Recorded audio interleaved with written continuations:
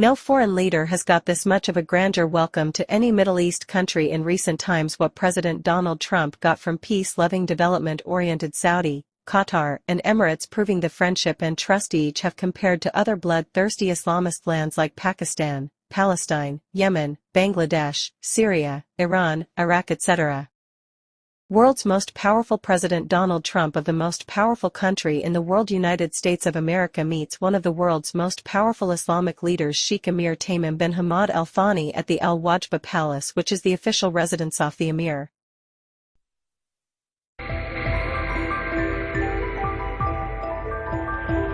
Trump watches from his Air Force One as Qatari F-15 fighter jets escort through the skies into Doha.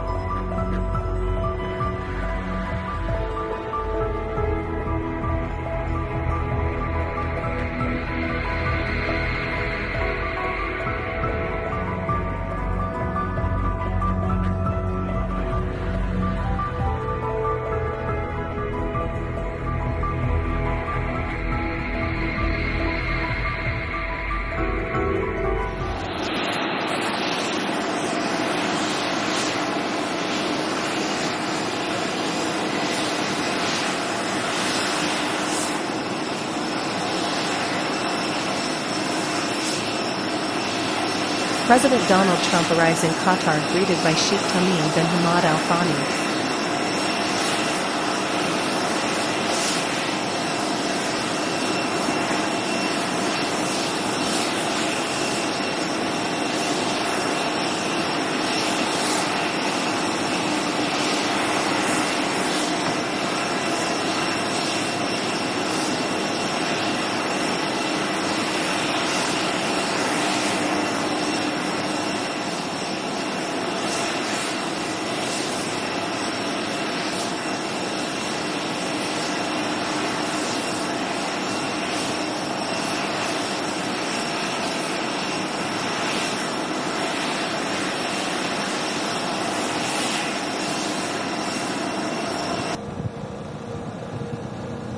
Trump escorted by his closest pal Elon Musk's red Cybertrucks, while Elon in amongst the vast number of wealthiest American manufacturers and entrepreneurs with Trump's entourage.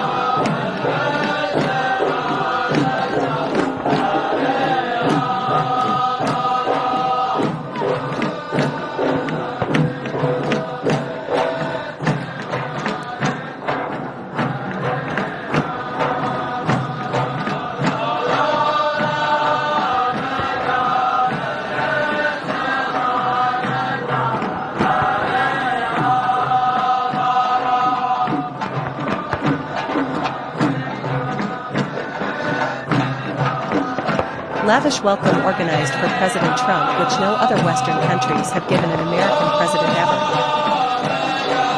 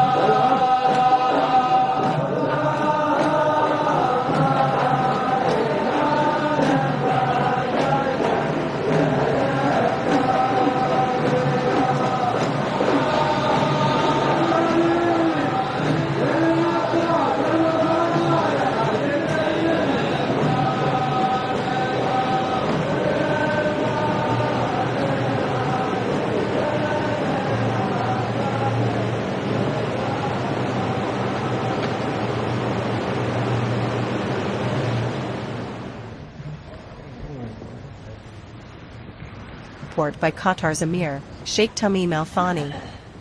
He also received a grand escort with riders on camelback to Emiri Diwan, which is the government palace.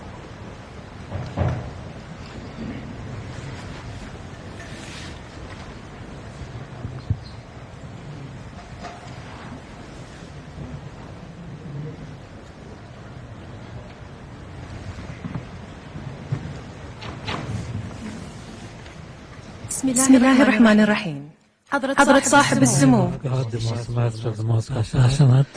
Your Highness Sheikh Tamim bin Hamad Thani, Your Excellency President Donald Trump, President of the United States of America, representative of media.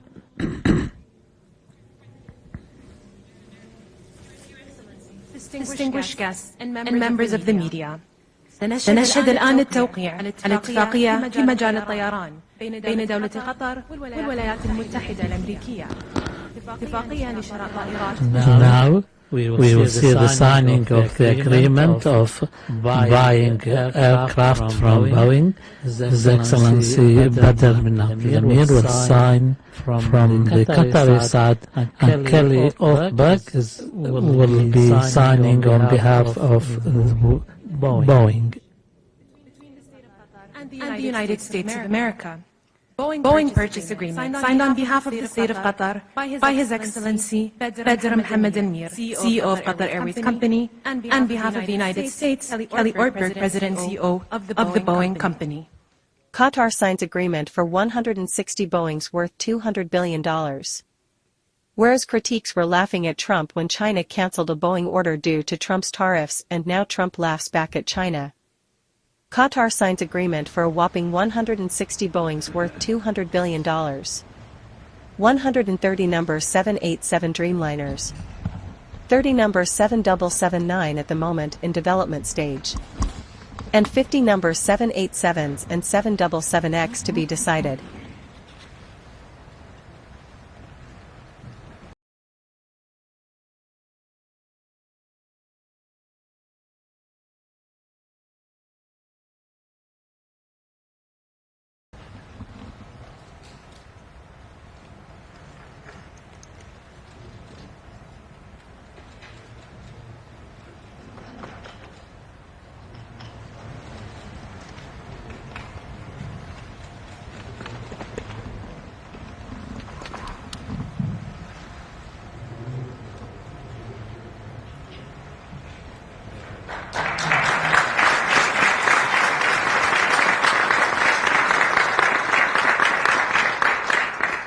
We will now witness the signing of a number of agreements in the field of defense between the State of Qatar and the United States of America, signed on behalf of the State of Qatar by His Excellency Sheikh Saud bin Abdurrahman bin Hassan Al Thani, Secretary of Defense of the United States of America. Firstly, a letter, a statement of intent on defense cooperation between the State of Qatar and the United States of America. $48 billion worth of defense and military agreement.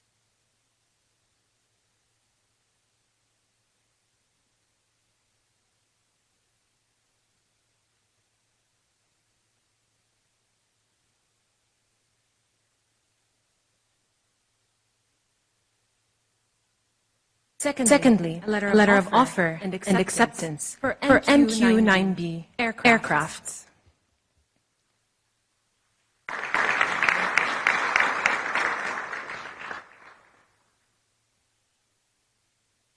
And a letter of offer and acceptance, FS lids.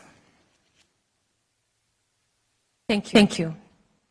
It is my honor to announce the signing of a joint declaration of cooperation between the State of Qatar and the United States of America. Signed on behalf of the State of Qatar by His Highness Sheikh Tamim bin Hamad Al Thani, Emir of the State of Qatar, and the Honorable Donald J. Trump, President of the United States of America. Finally, signing of joint cooperation between USA and Qatar.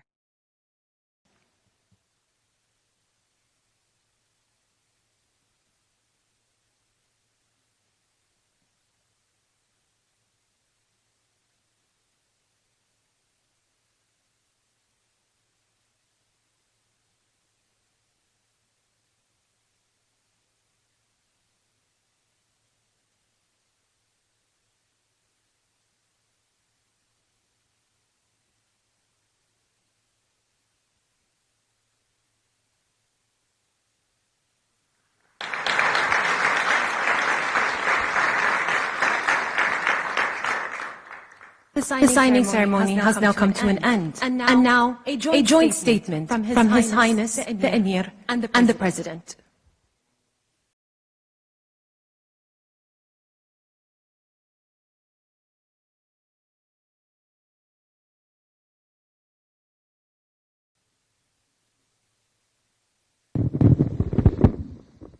Thank you very much. We had a couple of hours of great meeting with the President, and we discussed many issues, our great bilateral relationship, and also the situation in the region. Of course, I think after signing these documents, we are going to another level of relationship between Qatar and the United States. So I just wanted to thank you, Mr. President, again for this historic visit. Thank you very much, sir.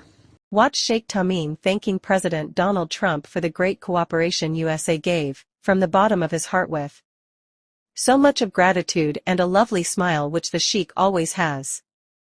Total deals worth $1.2 trillion signed between USA and Qatar. Well, thank you very much. And this has been a very interesting couple of hours. We discussed the world. We discussed Russia and Ukraine, where you've been a tremendous help in so many different ways. We certainly discussed Iran, where it's been really an interesting situation. I have a feeling it's going to work out. I think it's going to work out. It's got to work out one way or the other. We know it's going to work out. But you were of great help, and other things. But in particular, trade. The trade is the. Kelly's telling me from Boeing, it's the largest order of jets in the history of Boeing. That's pretty good. And that's 140. Was that 140 or 160? But you're right. It's actually 200, including the 40. So it's over $200 billion. But 160 in terms of the jets. That's fantastic. So that's a record, Kelly. And congratulations to Boeing. Get those planes out there. Get them out there. But I just want to thank you. We've been friends for a long time, long before politics. Well, for you it was politics. For me it wasn't, right? But we've been friends for a long time, and this is an outstanding man. He's a great man, and we're going to help each other. The United States is in a very strong position militarily. We have the best equipment anywhere in the world. You're buying a lot of that equipment, actually, and I think we're going to see some of it in action tomorrow. We won't call it an air fair, but it's going to be sort of an air fair. We're going to be shown a display that's going to be incredible. They have the latest and the greatest of our planes and just about everything else. So I think it's going to be a lot of fun and very interesting. But I just want to thank you for the friendship, for the long-time friendship. And again, long before any of this stuff, we just liked each other. That's not a bad thing. That's a good thing. But we always had a very special relationship. And we came from Saudi Arabia, where we have another great man over there that's a friend of yours. And you two guys get along so well and like each other. You sort of remind me a little bit of each other, if you want to know the truth. Both tall, handsome guys that happen to be very smart. But he's also a very special guy, and it's good to see all the relationships forming in the Middle East. Because the Middle East is really being talked about all over the world, and we're having a lot to do with it. We're helping a lot, but they're doing a tremendous job. So I just want to thank everybody very much for being here. I want to thank the media. The media has been very fair, actually, and it's a great honor to be with you. This is you take a look at this room. This room is the real deal. That's called white marble. It's very hard to buy. Believe me, I know very well, because you try to buy it, you can't buy it. And you just take a look at what you have here. It's been incredible what you've been able to build as a nation, and we're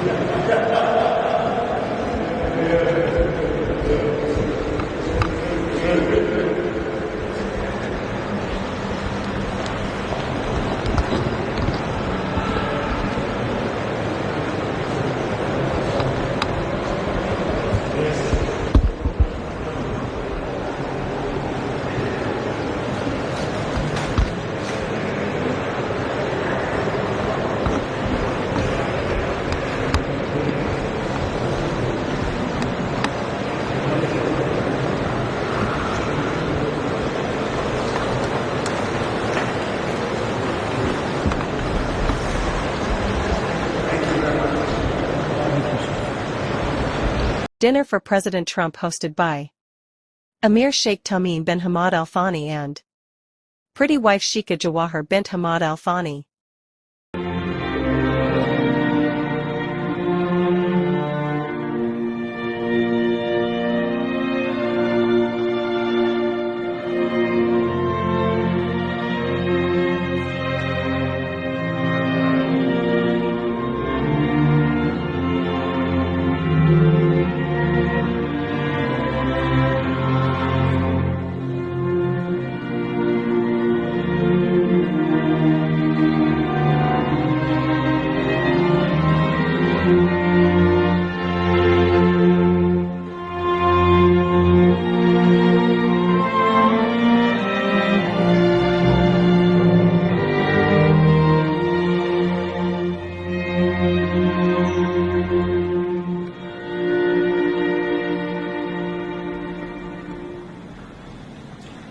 And now we will hear the President's speech.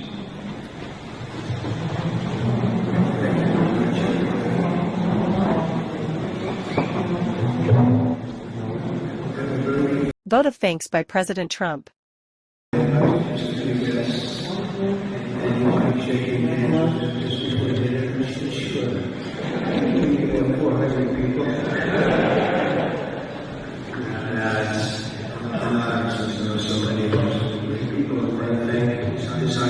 Sheik, Tamim, and Mr. President, thank you very much for your great honor.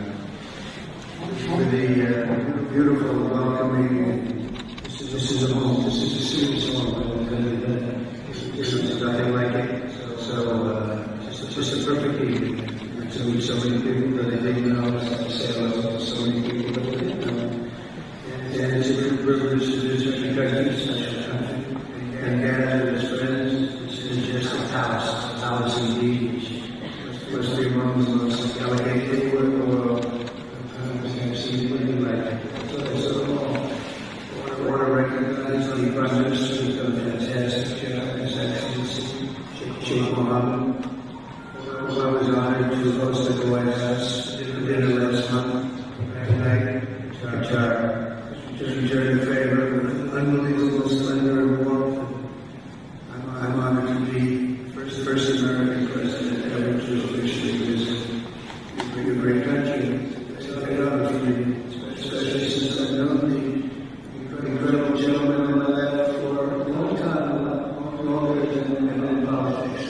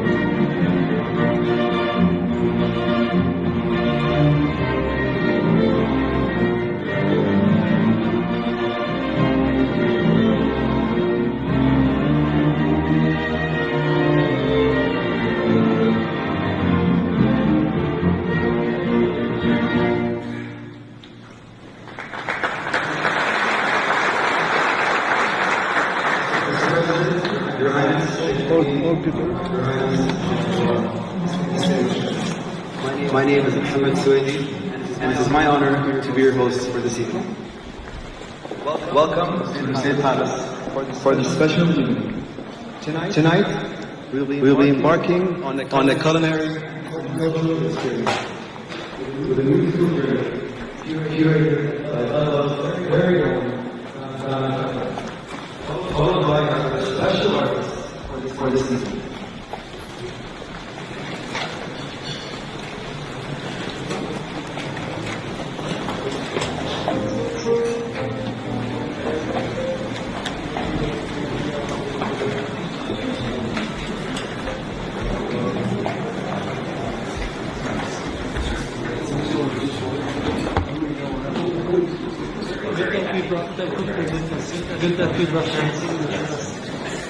No, we're very happy.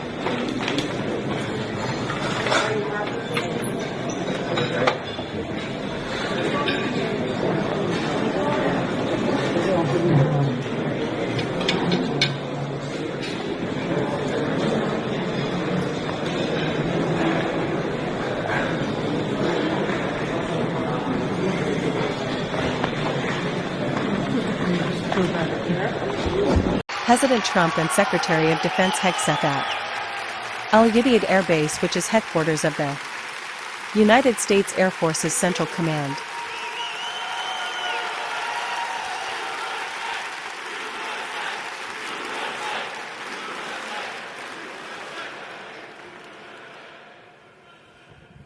How we doing, American Warriors? What an absolute honor it is to be here amongst America's best alongside our allies. I look out into this audience and I truly see the eyes of American strength, the eyes of American deterrence, the eyes of Americans who put America first. So on behalf of a grateful nation, I want to thank you for your willingness to take the prime of your life to raise your right hand to defend our Constitution and our great nation. We salute you. We thank you and your families these 6,000 or 7,000 miles away. You know, I have the distinct privilege every day of watching President Donald Trump put America first. From the Oval Office to foreign trips, every single moment he has the best interests of our warfighters in mind. He wants to ensure in every situation, in every scenario, in every conflict, we have your back. And that's his message to me. He says, Pete, we better have their back as warfighters every time. We have three things at the Department of Defense that we're doing to ensure we achieve peace through strength and put America first. Number one, we're restoring the warrior ethos. No more political correctness, gender pronouns, DEI, CRT, or climate change. We're in the business of warfighting. Accountabilities, standards, warriors, and lethality. And the American people have responded. The young people of America have signed up in historic numbers, which is why you've seen recruiting skyrocket across the country in historic ways, responding to their Commander-in-Chief, Donald Trump. You've also seen retention in our ranks at historic numbers as well. We're restoring the warrior ethos. We're also rebuilding our military. President Trump has committed $1 trillion defense budget, a historic budget unlike any before, a generational rebuilding of our capabilities. We will have the best ships, the best subs, the best planes, the best fighters, the best drones, missiles, air defense, space defense, border security, Golden Dome, you name it. America will be stronger than ever before under our Commander-in-Chief, Donald Trump. He is committed to that. And number three, we are reestablishing deterrence. Sadly, over the last 4 years, we saw a collapse in Afghanistan. What happened on October 7th, the war in Ukraine, violence unleashed by wokeness and weakness. But under President Trump, we're seeing a renaissance of peace through strength. Our enemies know that we mean business.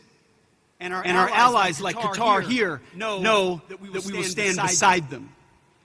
That projection of strength, that recognition of American leadership is what unleashes peace. You see, my first motto as a platoon leader was those from my platoon, Charlie Company, 2nd of the 113th, was those who long for peace must prepare for war. We are warfighters, standing behind this Commander-in-Chief, prepared to deliver peace and security for the American people. And we have the greatest Commander-in-Chief possible in the Oval Office and here with us today. It's always my message to the troops, this man has your back.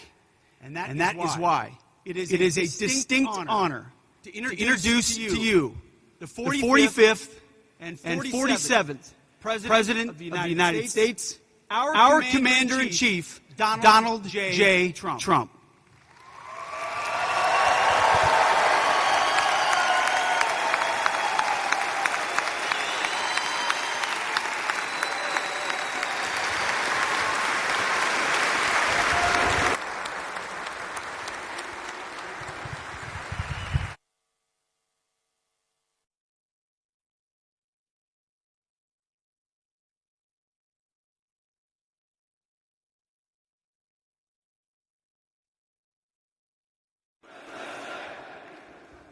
Well, thank you very much, everybody. This is an honor.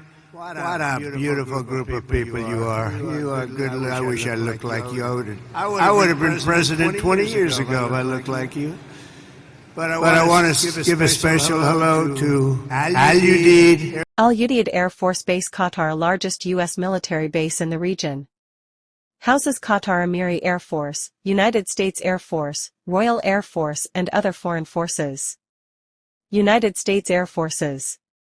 Central Command, Number 83 Expeditionary Air Group RAF. And the 379th Air Expeditionary Wing of the USAF. June 2017, the base hosted over 11,000 U.S. and U.S.-led anti-ISIL coalition forces and over 100 operational aircraft. We can all relax and be at ease, and we're going to have a little fun. Have nothing else to do, so let's have a little fun, right?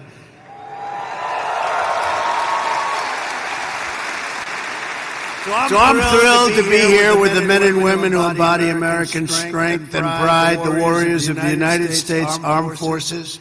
It's an amazing group of people.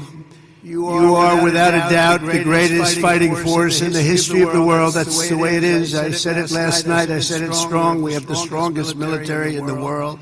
Not even a contest. We have the best equipment. Nobody has equipment like us. Nobody has the planes or the missiles or anything else. And as your Commander-in-Chief, I'm here to say that America's military will soon be bigger, better, stronger, and more powerful than ever before. We just did a budget. The budget was the highest by far, over $1 trillion. It's a lot.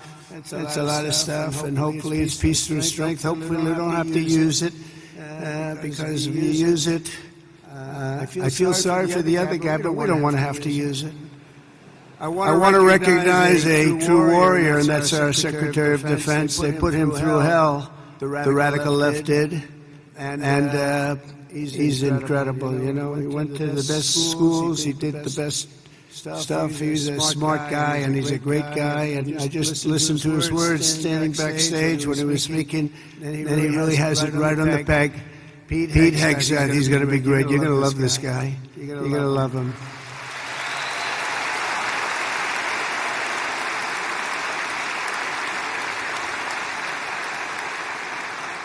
And I also want to influence you to clap for a man who's a great influencer. In fact, my son Barron said, "Dad, you got to do an interview with somebody I hadn't heard of." But my son knew very well. He knows everyone. He said, "Dad, this is before the election. You know, we won in a landslide. In case you hadn't known." But he said, "Dad, you got to do an interview with a guy named Theo Vaughn." I said, "Who the hell is Theo Vaughn?" He said, "Dad, he's such a big guy. You got to do an interview."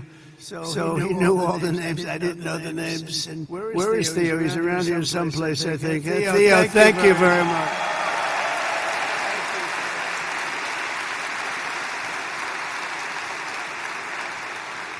That's Barron, you know Barron. He said you got to do it. We had a good time, right? Had a good time. We had like 270 million people that listened. So you know what? I think Barron was right. Thank you for being here, Theo. Appreciate it. Also, Lee Greenwood, right from the beginning, that song went on. And you know, that song was a successful song, but we made it the most, number one. We made that song, it's the top of the list of that type of song. That's a pretty big, I don't want to go into the list because you'll get upset with me if I do. Like the national anthem and things. And it became unbelievable. And I was saying you could get Elvis or anybody else to do a song. There's nothing. That was my intro song right from the beginning. Because as you know, we won 3 elections. Okay? And some people want us to do a 4th. I don't know. We'll have to think about that. You saw the new hat. The hottest hat is, it says Trump 2028. We're driving the left crazy when you see that. We didn't need that hat, but it's been an amazing period of time. And when Lee Greenwood did that song, it went from the first day. I came out and played it. It was a great song, but we didn't know. And then I did it a second time, a third time. And that was 968 rallies ago. Can you believe that? We did 968 rallies. Another hat says 968. I said, what the hell does that mean? That's the number of rallies. I said, you have to be kidding. But from the very beginning, and we played Lee's song, and it was the walk-on. And then for the last inauguration, I had all the big singers, they wanted to do a song for me, and they wanted to have me walk on to their song, and my people, oh, that would be nice, that would be nice. And when I heard about it, we were all set. We had a lot of them, and I heard about it. I said, I'm not switching. Are you kidding me? I'm not switching. So we stick with Lee, but there's nobody could have done better than Lee, and he's been so loyal and so great, and it's been really about 9 years of that stuff. And you know, we had really honestly, we had 3 unbelievable campaigns, and it's been an honor. And there's nobody been stronger than the military in terms of backing us. Nobody. So I just want to thank you all very much. Great honor. Thank you very much.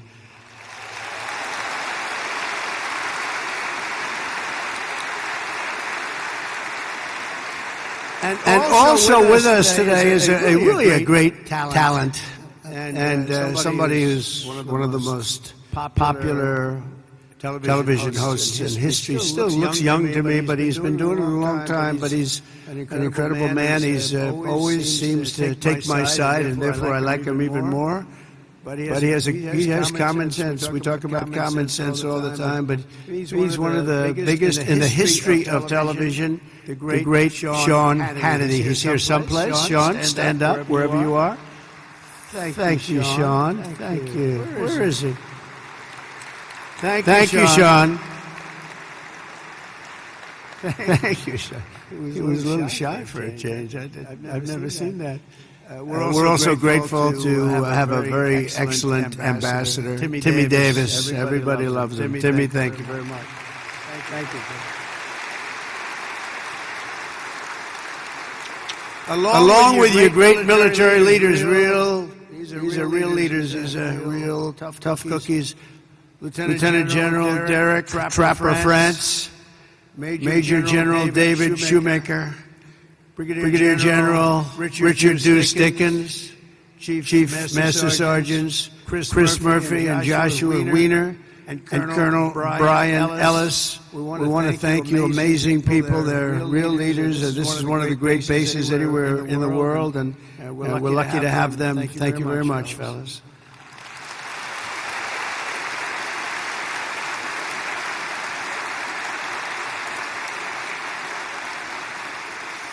And a very special thanks as well to our partners from the Qatar Army, Armed Forces. Let's give them a really special hand. They are so great. They are so great.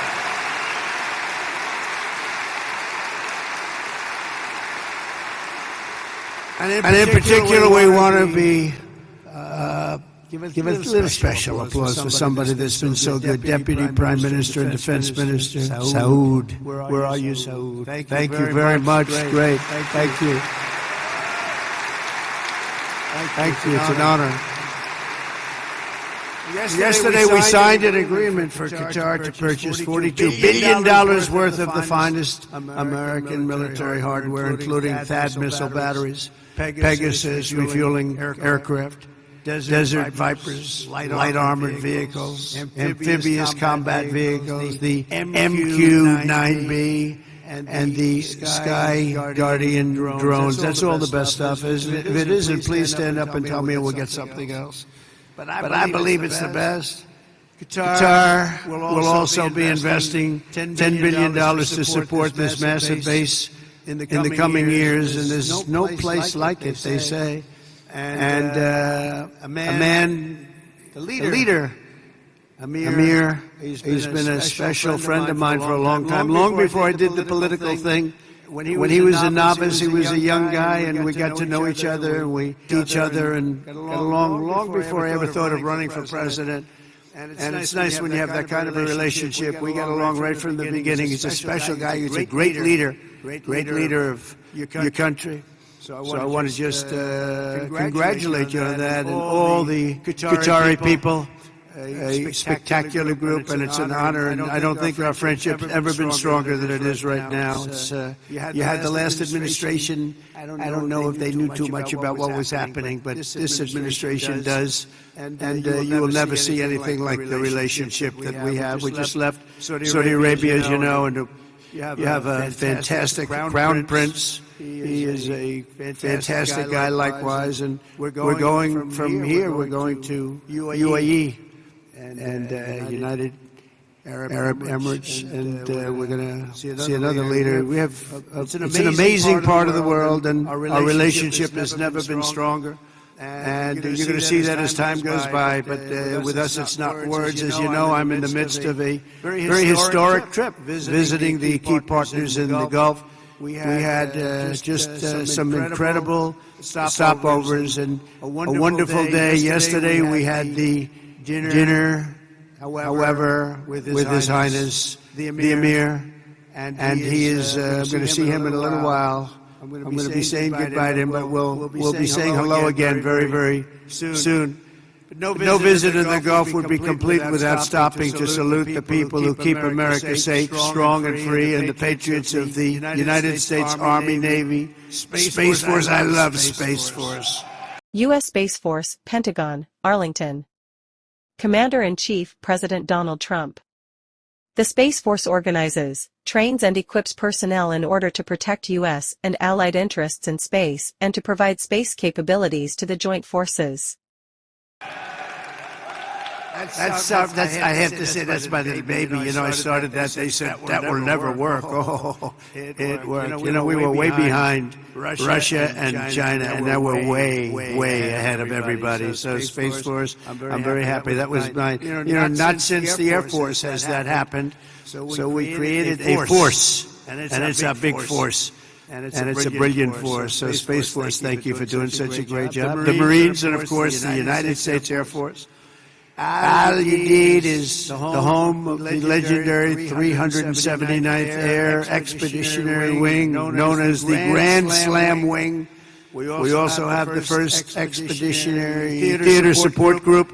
You got them all, and let's not forget the top-notch Army soldiers from the 11th Air Defense Artillery, the Imperial Brigade. Thank you, fellas. That's great. We also have the 8th Expeditionary Air Mobility Squadron, known as Mighty Ochos. Where are the Ochos?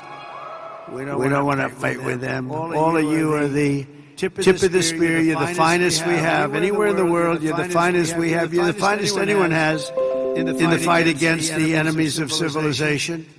You're the people that are defeating chaos, combating terror, defending our interests, supporting our allies, securing our homeland, and making America incredibly proud. And you know what? Making America great again. That's what's happened. It's happened very fast. Happened very fast.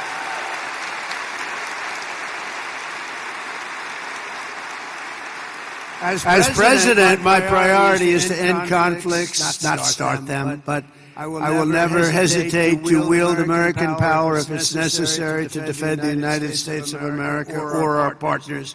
And this is one of our great partners right here. When we're threatened, America's military will answer our enemies without even thinking about it. We have overwhelming strength and devastating force. And we had people that didn't like to talk about that, you know. They didn't want to talk about the level of quality that we have. They didn't want to talk about anything. We're going to have a big parade this year, you know, in Washington, D.C., a real parade. And I'll tell you just a little story. A week ago, May 8th, I'd call up a certain country, and they said, "Oh, we're celebrating the victory of World War II today, sir." Oh, really? I'd speak to one of the presidents or prime ministers or whatever, and they were so busy. Oh, yes, we're celebrating the victory of World War II. Then I'd speak to another one that they were celebrating. And the fact is, Russia was celebrating, France was celebrating, everybody was celebrating but us. And we're the ones that won the war. We won the war. Yes, Trump, you are right. June 6, 1944 D-Day landing in Normandy, which took Hitler by surprise as he was sleeping at that time and helped end the war in Europe. USA was the main contributor with 73,000 troops out of total 156,000. Yes, Trump, you are right. Only an all-American project dropping of atom bombs little boy in Hiroshima, Japan from a Boeing B-29 Superfortress piloted by Colonel Paul W. Tibbets on August 6, 1945 and Fat Man in Nagasaki, Japan from also a Boeing B-29 Superfortress piloted by Charles William Sweeney on August 9, 1945 stopped the war in Eastern Front and Japan surrendered after getting 150,000 to 210,000 killed by these two bombs, and not forgetting father of the atom bomb Julius Robert Oppenheimer an American Jew.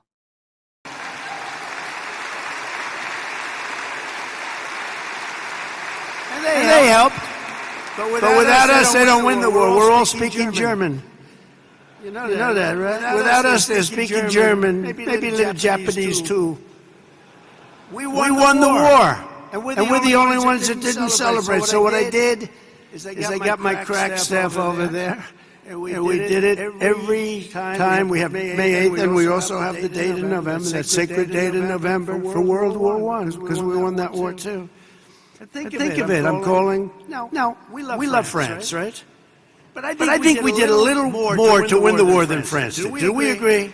You know, I don't want to be a wise guy.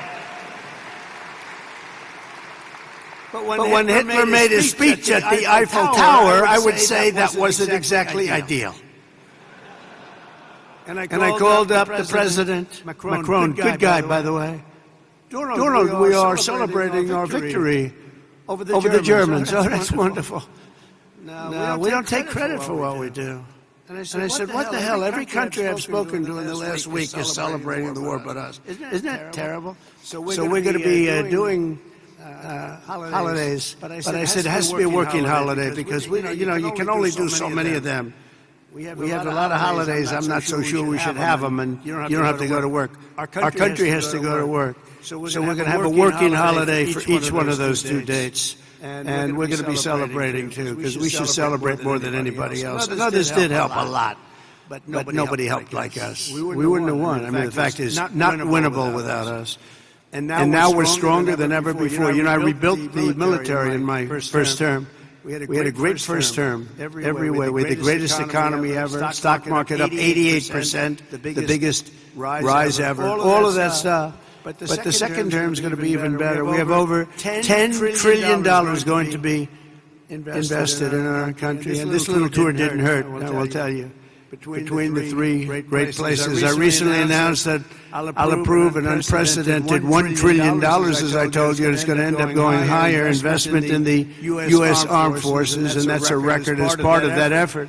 I signed an order to build the Golden Dome missile defense shield to protect our country from missile attack. Is everybody okay with that? Protecting the whole of USA with the Golden Dome for America, initiated by President Donald Trump.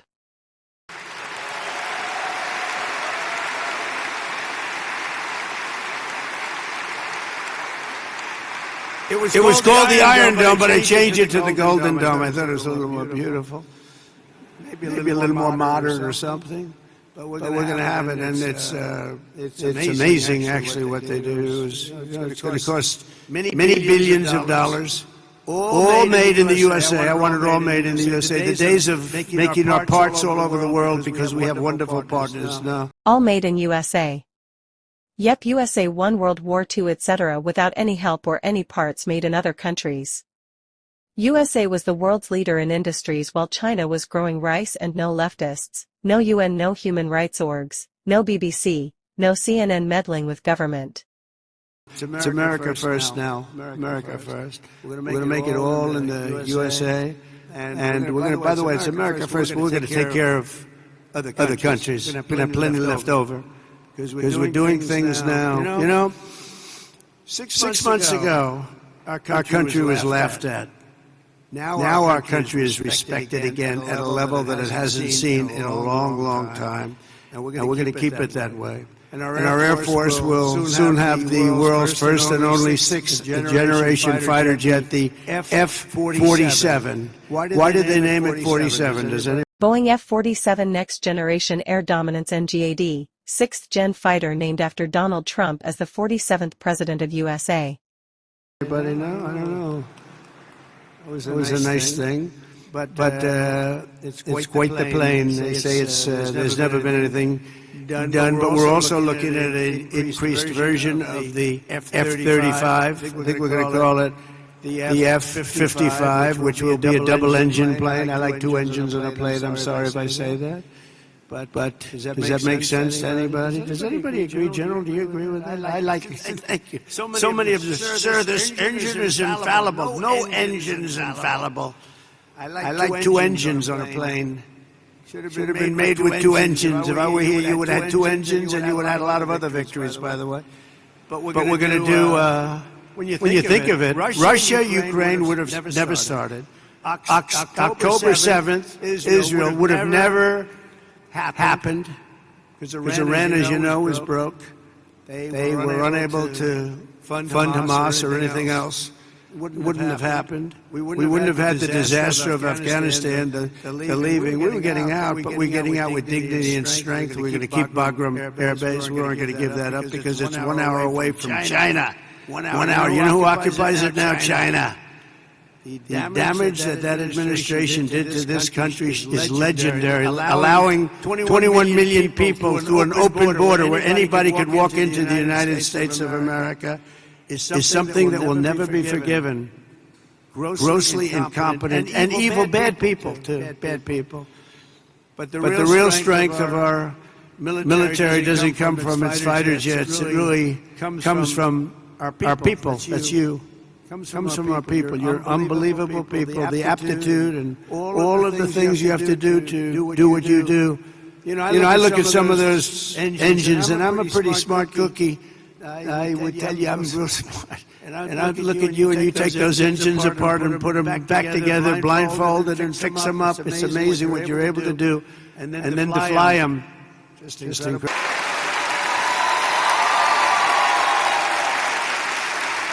You don't have to take it. You can go to your commanding officer and say, sir, I'd rather not take that pay. I love my country, sir.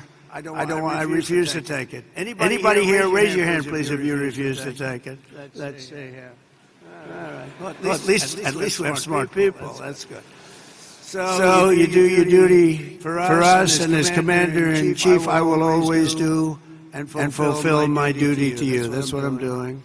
Under the Trump administration, we're liberating everything in our armed forces from really radical social experiments carried out under the previous administration, and beyond that, and actually beyond that, and restoring the strong and fierce spirit of the American warrior and the American fighter. On day one, I signed an executive order stopping our service members from being forced to endure endless training sessions on political correctness. We don't care if you're politically correct. And I directed the reinstatement of all patriots expelled from our military by the COVID vaccine mandate, which should have never happened. They're being returned at their former rank with full back pay. Very important. After years of not making our enrollment targets, to me this is the biggest thing. Our military suddenly has the best recruiting numbers that perhaps they've ever had, but certainly in 30 years. Think of that. You go back 6 months ago, we couldn't get people to join the military. Nobody wanted your job. Now everybody wants your job. So we went from having the worst numbers we've ever had in terms of recruitment. That included police officers also, firefighters, but police officers. But in the military, think of that. You couldn't get people to join the military, and now we're brimming over. We have the highest numbers we probably, minimum 30 years, but probably have ever had. Because there's such an incredible spirit now in our country. We have a whole new spirit. And it began on a date, November 5th. That was Election Day. Under the Trump administration, America is back, and America's military is back, bigger, better, and stronger than ever before. Since my inauguration, service members stationed throughout this region have terminated 83 major terrorists operating across Iraq, Syria, and Somalia, including the #2 just recently global leader of ISIS. And I knocked out ISIS, as you know, in my term. They said it was going to take 4 years. I said, why 4 years? That's a long time. And then I met a General Raisin Kane. He's now the head of the Joint Chiefs of Staff, right? And he was great. He said, we can do it in 3 weeks, sir. I said, well, I was told 4 years, General, by your television generals in Washington, D.C. And he didn't want to be disrespectful to them. He said, sir, I'm telling you. TV generals in Washington, D.C. Shameless us citizens. The cussed traitors of USA with negativeness max of anything they broadcast. Send them to China, Russia, or North Korea to learn a lesson never to forget it in their lives. You want, we can do it in 3 weeks, and that's what he did. He knocked out 100% of the ISIS caliphate in 3 weeks.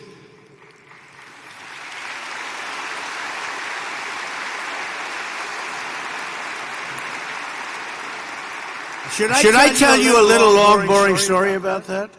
Yes? Okay, some of you have heard it, because it's sort of a cool story, but I was wondering why we couldn't defeat ISIS. We have this great military, all these great jets that we have, new all over the place, the best in the world, the fastest, the best.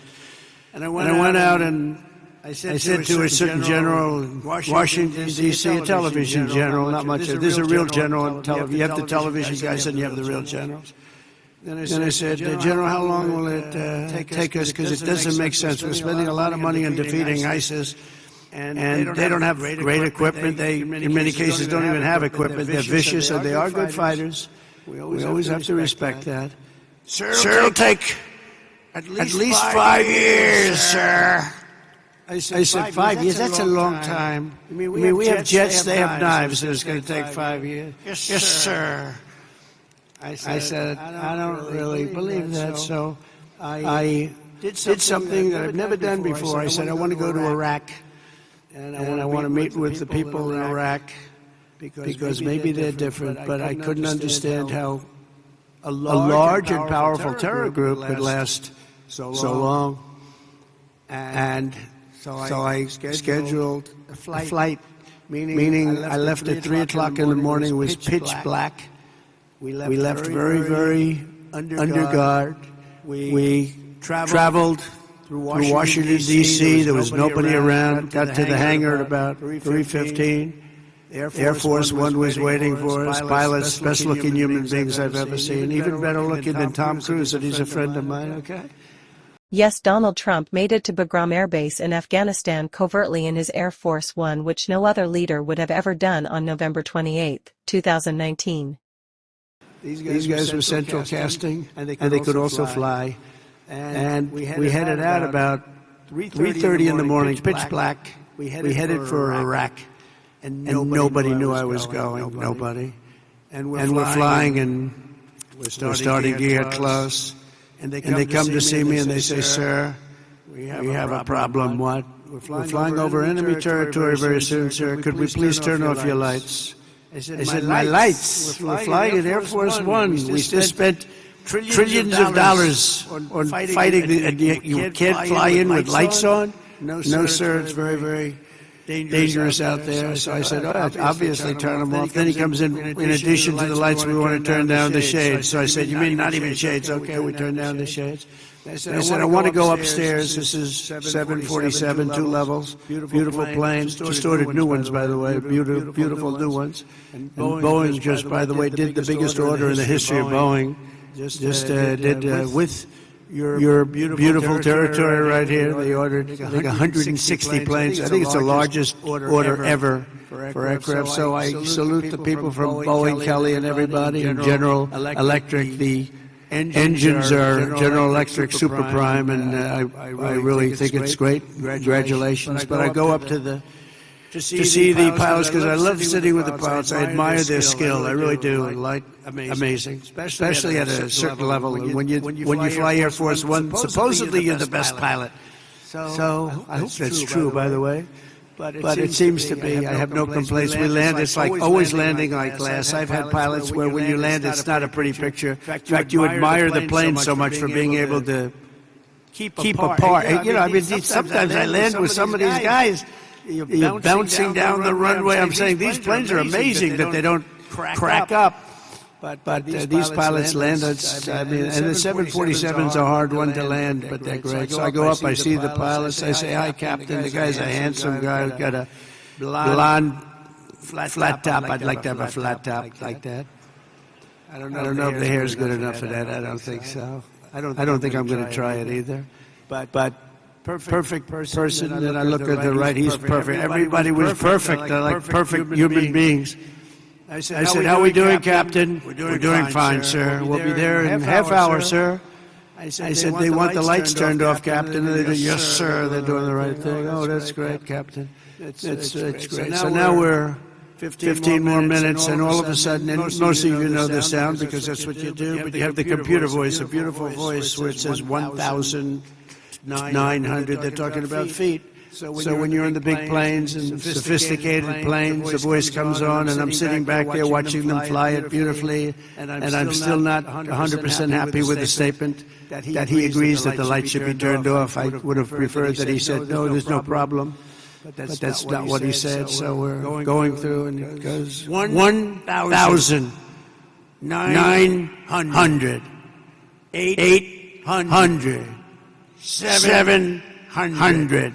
Talking about feet. Now, 700 is getting pretty close to the ground. I don't see a thing. There's no lights. There's no runway. And I've done this a lot. And I always see the runway in the distance. I have fairly good eyes.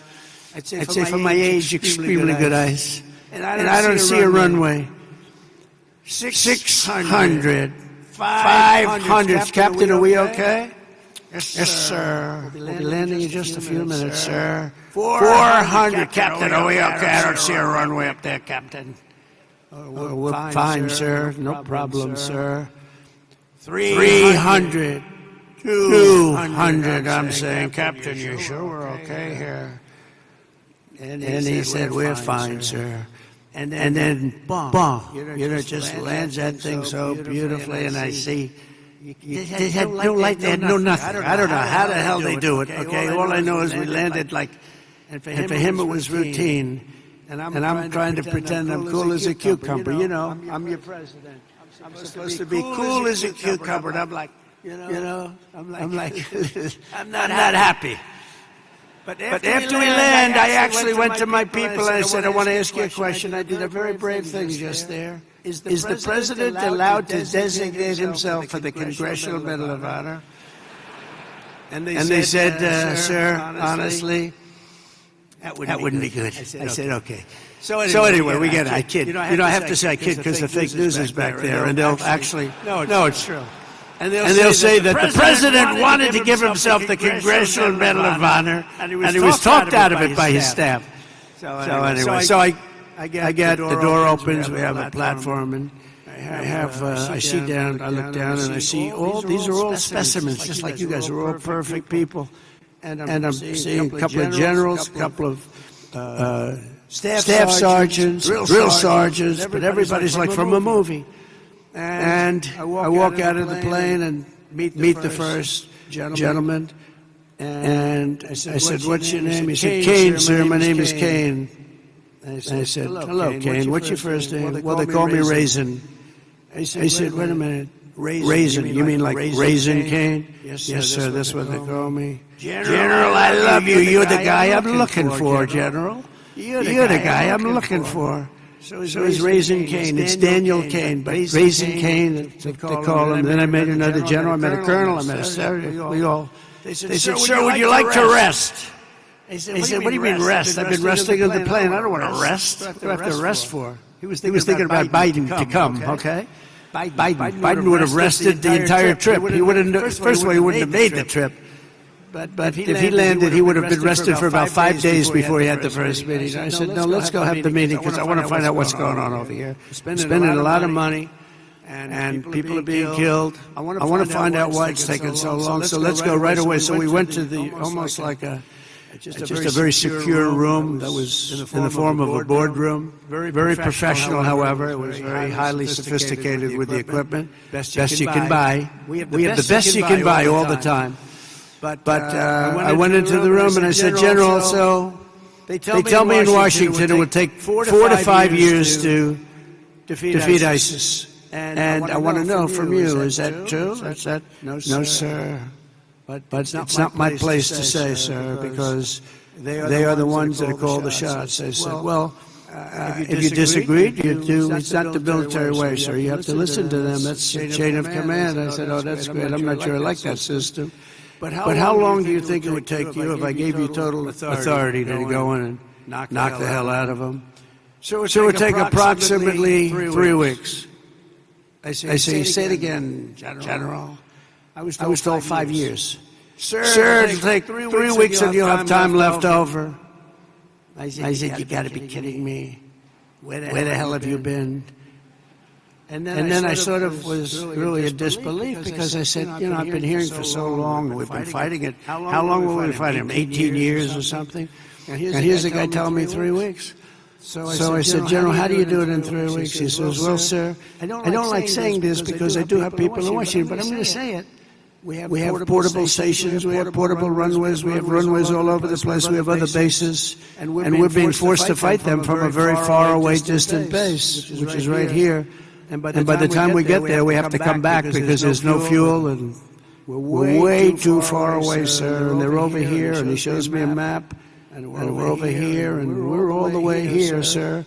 I said, why didn't they use the other bases? Well, they didn't want to disturb the country where those bases were located. I said, we give those countries billions of dollars. We can disturb them a little bit. They wouldn't know what we're doing anyway. Are they going to know where the planes are going? Not really, sir.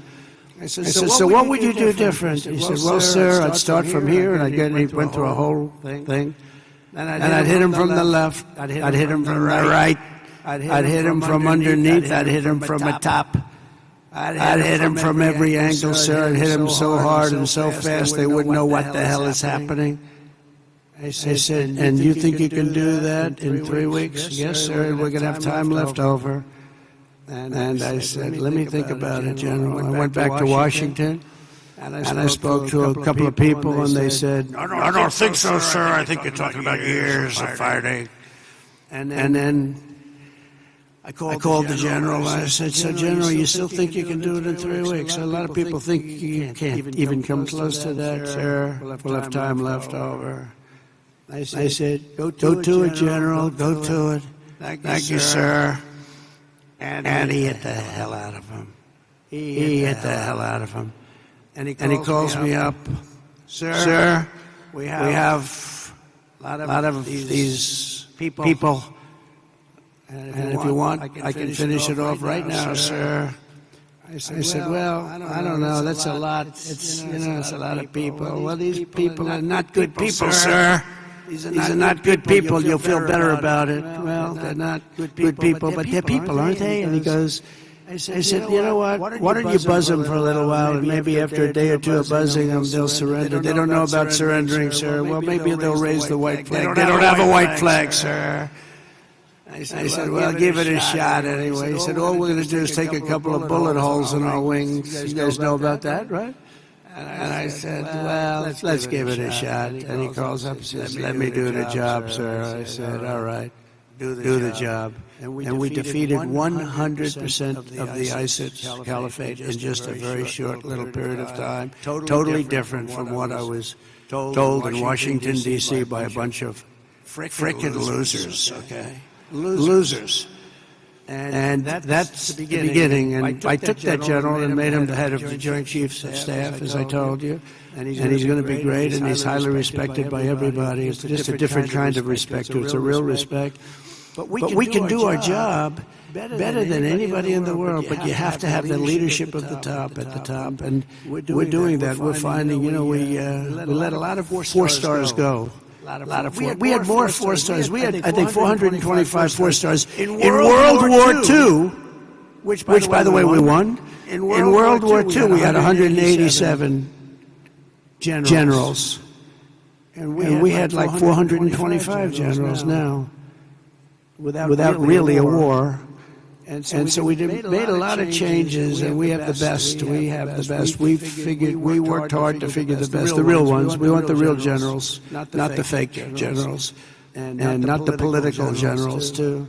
So we have something that's special, but it can show you really what happened. We also just apprehended, as an example, the ISIS terrorist of the Al-Baghdad, the one that caused all of the problems in Afghanistan, caused unbelievable destruction. We lost 13 great soldiers. I got to know the parents and the families of those soldiers. But you know what they don't say is the ones who were so horribly wounded, which were many.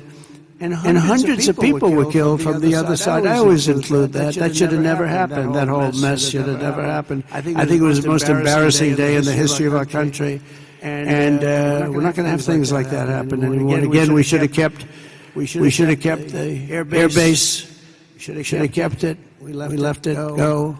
And we left, and it was a very embarrassing moment in the history of our country. That'll never happen again. There are a lot of people that said that Russia went into Ukraine. When they saw that, they said, wow, we didn't think that was possible, but it's not possible any longer, I can tell you. That's another one would have never happened if I were president. Russia would have never gone into Ukraine. All of those things, they would have never happened.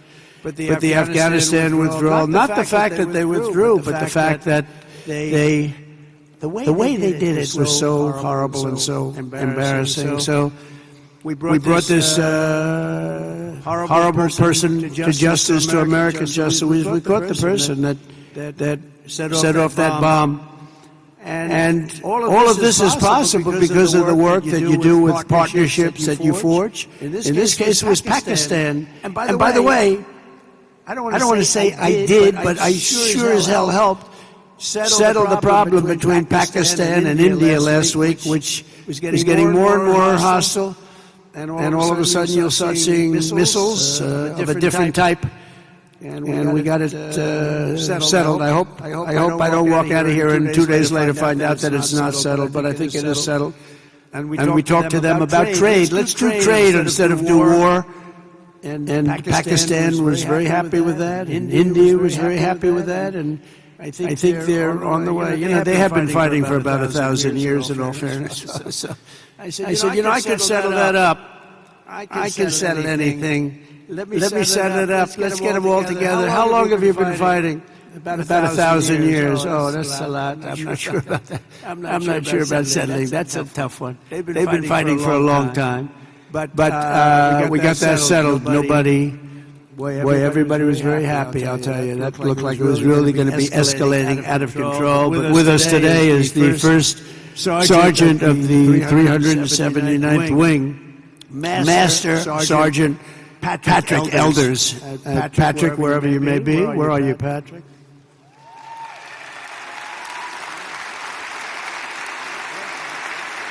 Handsome guy. Wow. I'm looking at him from here, and it says after having served 22 years, he's a lot. How long have you been in, Patrick? That's amazing. It looks like he's like 25 years old. I'm saying 22 years. They said, we must have this mixed up. We don't have it mixed up. I guess when you love what you do, you stay young, right? And he loves what he does, no doubt about it. But having served over 22 years in the Air Force, he's one of his, right now, this is his 6th deployment. But this time it's a little different because his stepson, Airman First Class Ashton Inman, is on his own first ever deployment nearby in Kuwait, right now in Kuwait, which is really incredible. Master Sergeant Elders is proud that 2 generations of his family are now serving the same mission in the same theater, protecting the same great American flag. So say hello to him.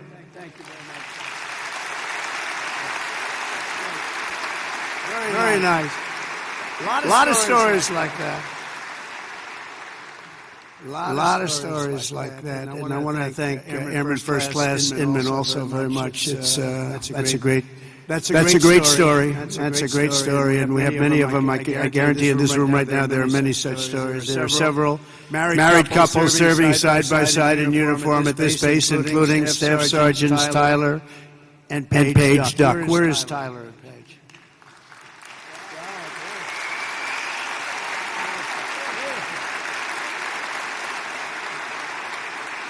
For years, they grew their relationship while Paige was deployed in the UK and Tyler was halfway around the world at Joint Base Elmendorf, Richardson, in Alaska, conquering a 14-hour time difference. That's a lot of time difference. And now they're together at Al Udeid.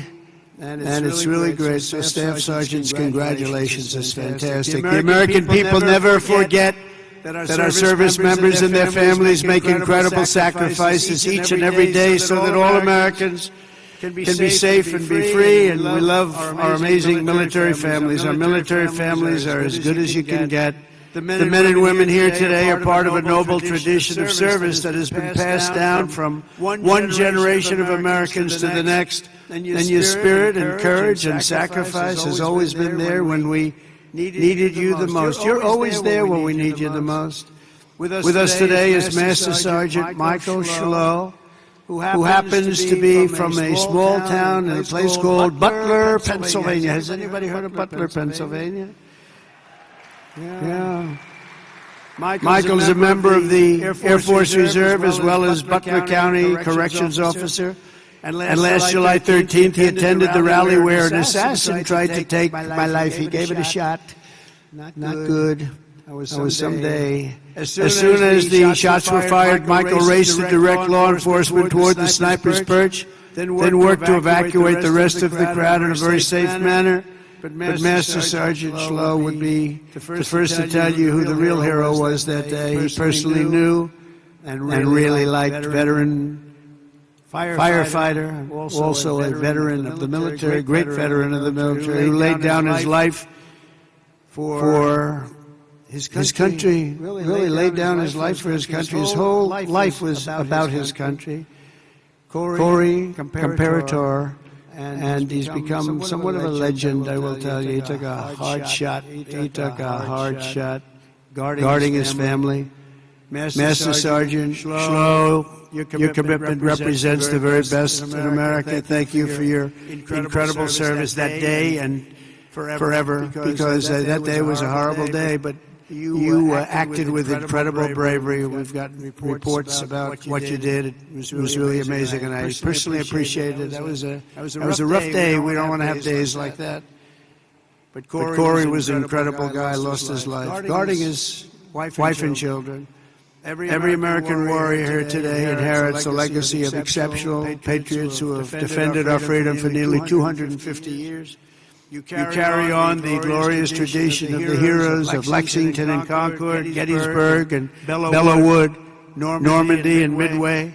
You embody the spirit of the soldiers who hoisted the flag over Fort McHenry and the Marines who planted the stars and stripes on the summit to Iwo Jima. That was famous photo of U.S. Marines hoist the Star-Spangled Banner on 550-foot Mount Suribachi in Iwo Jima, a Japanese island on February 19, 1945, where 6,000 Americans died and 22,000 Japs were completely wiped out. Photo was taken by Joe Rosenthal, AP cameraman who won a Pulitzer Prize. Attack. You carry forward the mission of generations of Americans before you who marched through halls of gunfire, trekked over rugged mountains, stormed across scorching deserts, sailed through hostile waters, conquered unknown dangers, and poured out their blood and guts, battlefields all over the world. The military is incredible. And we won our independence. We preserved our union, protected our way of life, defeated fascism, crushed terrorism, liberated millions and millions of people from bondage, and brought communism to its knees. That's what we did. And now we're going to defend America from all enemies, overcome all obstacles and dangers, and as one nation we're going to build a future of peace and prosperity for generations to come. Together we will stand strong, we will stand proud, we will live free, and we will fight, and win.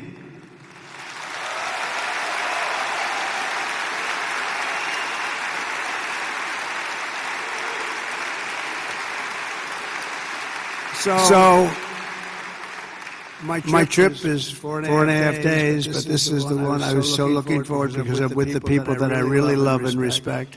We love and respect you. This is what you're doing, the service you do for your country. You keep us safe. There is no more important profession. And I was so proud to see those reports coming in just a few days ago saying that the enrollment is at the highest level ever, especially when I had to suffer running against a group of people that were very inappropriate, where they allowed that reputation of what you stood for and what you stand for to deteriorate to a point where we weren't able to recruit. So just remember this, you have a job now that everybody wants. Everybody wants to be doing what you're doing. It's a special job, and I'm so proud. When I saw those numbers come across the board that we set the record for enrollment in the military, and we took that from the exact opposite just 6 months before. I was very, very proud of that. We have a great country. We have a proud country. We have a country that's respected all over the world. And as I said before, a year ago we were laughed at, but nobody's laughing at our country anymore. We're the most respected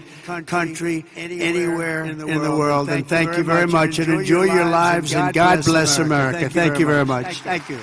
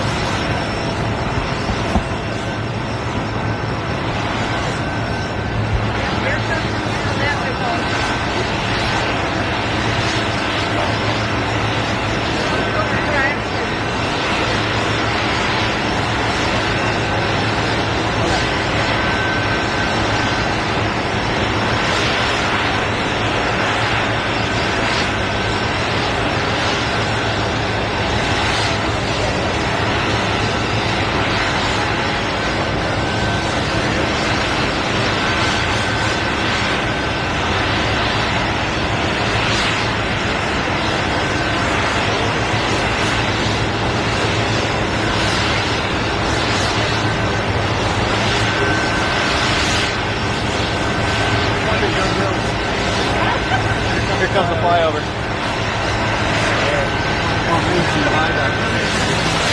Keep going, keep going, keep going.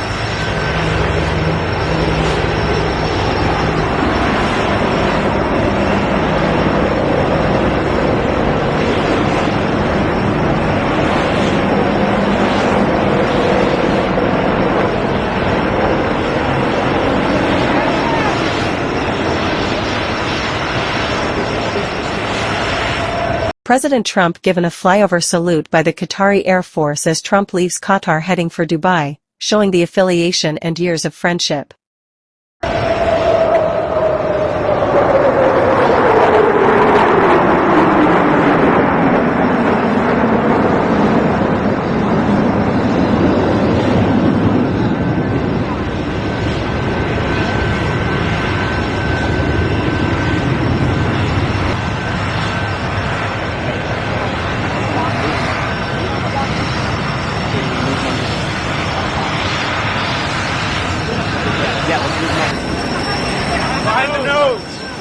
behind the nose. Behind the Get us behind this line, behind the nose. It's not my rule.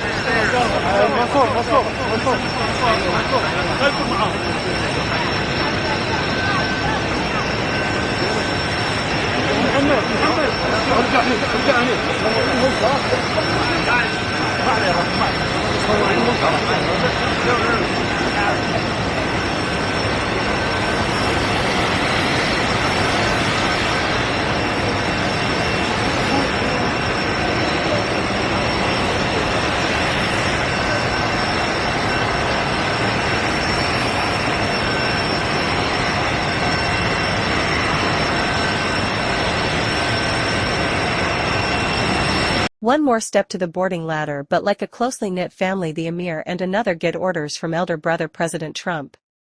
Showing the trust, brotherhood and love, which is great.